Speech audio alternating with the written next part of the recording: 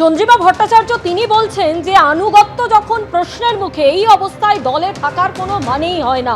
চন্দ্রিমা ভট্টাচার্য মমতা বন্দ্যোপাধ্যায়ের দীর্ঘদিনের ছায়াসঙ্গী, যিনি আজকে তৃণমূল কংগ্রেসের সমস্ত পদ থেকে পদত্যাগ করলেন এবং তারপরেই তাকে দেখা গেল বিধানসভায় ঋতব্রত তৃণমূলের সঙ্গে।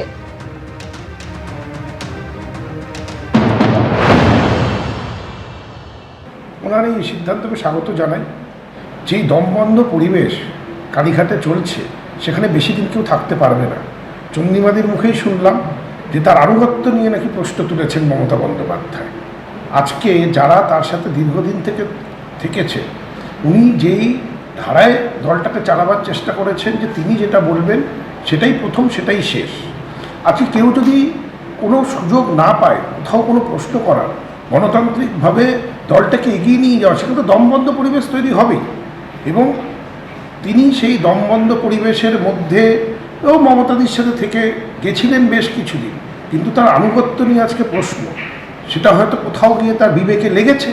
তিনি মনে করেছেন যে আমাদের এখানে অনেক বেশি গণতান্ত্রিক পদ্ধতিতে আমরা দলটাকে চালাতে চাইছি, এগিয়ে নিয়ে যেতে চাইছি। সেই কারণেই তার এই সিদ্ধান্ত আমার মনে হয়। কিন্তু যেই সিদ্ধান্ত নিয়েছেন তাকে স্বাগত জানাই। তিনি সিনিয়র লিডার, তিনি আমাদের সাথে আজকে এখানে এসছেন এবং তার যে অভিজ্ঞতা, সেই অভিজ্ঞতা আমাদের আগামী দিন পথ চলার জন্য কাজে আসবে।